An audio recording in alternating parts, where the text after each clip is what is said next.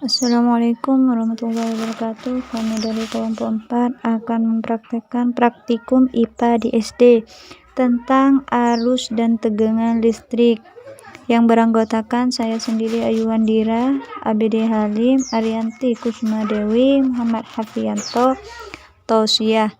Sebuah bola pimpong pada bagian pinggir meja dengan menggunakan benang. Gosoklah tas plastik pada baju Anda beberapa kali. Kemudian dekatkan pada bola pimpong.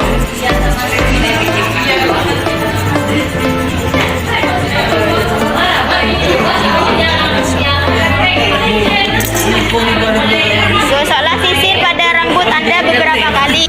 Gosoklah bola kiri dan kanan dengan kain wol.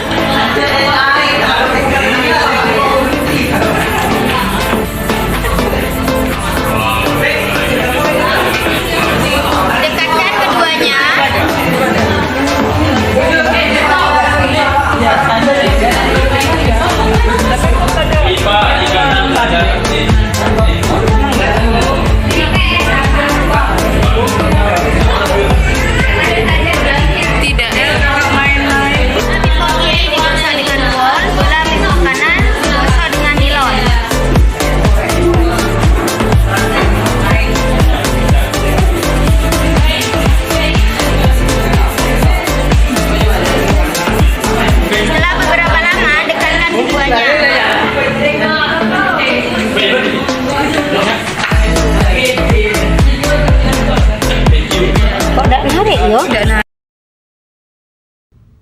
Ya, jadi hari ini kita akan melakukan kegiatan praktikum 1 mengenai gaya pada modul 4.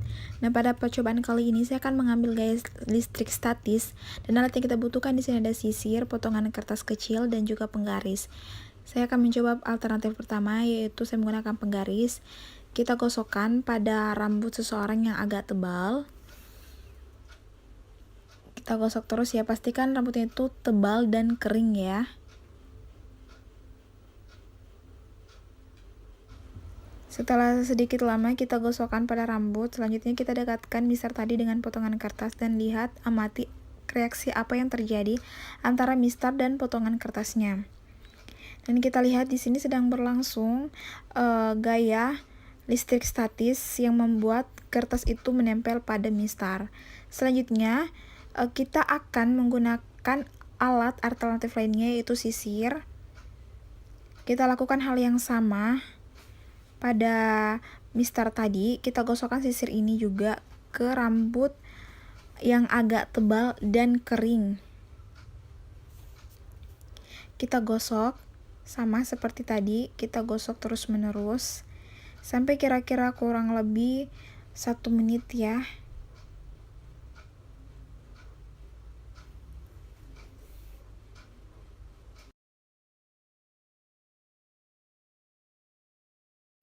Setelah sedikit lama kita gosokkan pada rambut, kita dekatkan sisir tadi dengan potongan kertas dan lihat reaksi apa yang terjadi. Di sini bisa kita lihat potongan kertasnya itu melekat pada ujung sisirnya. Ini menunjukkan bahwa ketika sisir digosok pada rambut itu akan menghasilkan gaya listrik statis yang membuat potongan kertas tadi melekat pada kedua benda, yaitu mistar dan sisir ini. Dan hal itu hanya terjadi sementara. Oke, sekian video dari saya, semoga bermanfaat. Adalah alat tulis, lembar pengamatan, kabel penjepit 2 buah warna merah dan kuning, baterai AA 1,5 volt 3 buah, bola lampu 2,5 volt 3 buah. Kemudian kawat besi, sendok perak, kawat tembaga, kertas, plastik, karet penghapus, grafit atau mata pensil, kayu, air keran, dan air garam sebagai bahan yang akan diuji. Bahan pertama yang akan kita uji adalah kawat besi. Kawat besi kemudian kita capit dengan capit buaya. Setelah itu kita lihat dan kita amati, ternyata kawat besi dapat menyalakan lampu, artinya adalah bersifat konduktor. Yang kedua adalah kawat tembaga. Ternyata kawat tembaga juga dapat menyalakan lampu dan bersifat konduktor. Yang ketiga adalah sendok perak. Sendok perak kita capit dengan capit buaya. Ternyata sendok perak juga dapat menyalakan lampu dan bersifat konduktor. Yang keempat adalah kayu.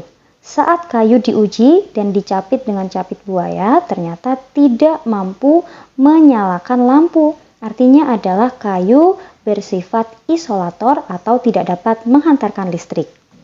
Yang kelima adalah karet penghapus. Saat karet penghapus diuji, ternyata tidak mampu menyalakan listrik, artinya bersifat isolator.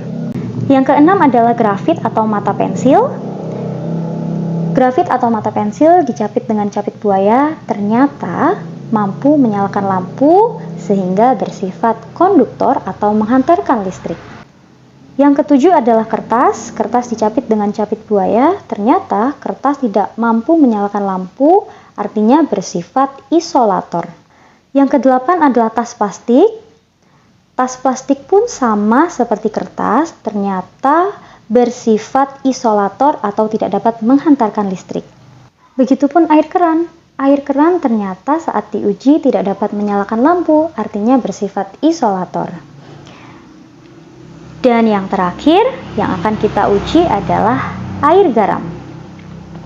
Saat air garam diuji, ternyata air garam mampu menyalakan lampu, artinya bersifat konduktor.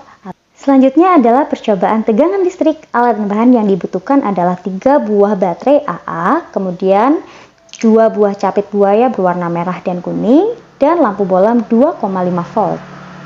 Pada percobaan pertama, di mana kedua buah kabel diletakkan pada kutub positif saja, artinya adalah tidak ada tegangan listrik, sehingga pada rangkaian tersebut lampu tidak akan menyala.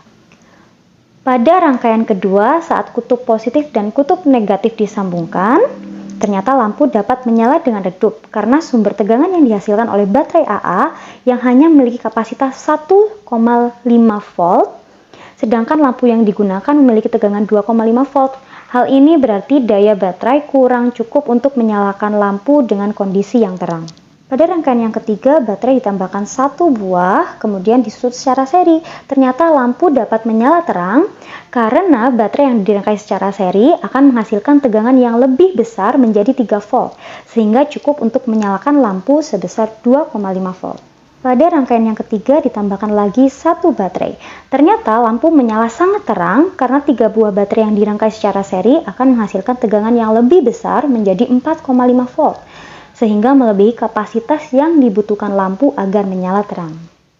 Berikut adalah hasil pengamatan percobaan 1 dan percobaan yang kedua. Kesimpulannya adalah benda-benda yang dapat menghantarkan listrik disebut dengan konduktor listrik, sedangkan benda yang tidak dapat menghantarkan listrik disebut dengan isolator listrik. Berdasarkan hasil pengamatan, kawat besi, kawat tembaga, sendok perak, grafit, dan air garam merupakan konduktor listrik. Kayu, karet penghapus, kertas, tas plastik, dan air keran merupakan isolator listrik. Selain itu, pada percobaan tegangan listrik, baterai yang dirangkai seri akan menambah tegangan menjadi lebih besar. Semakin besar tegangan baterai, maka semakin besar energi yang dialirkan ke lampu. Besi 2 kabel dan penjepit buaya 2 buah. Mari kita perhatikan bersama-sama. Pada percobaan ini, penghantar energi listrik langsung menyalakan korek api tersebut. Selanjutnya percobaan dengan termometer.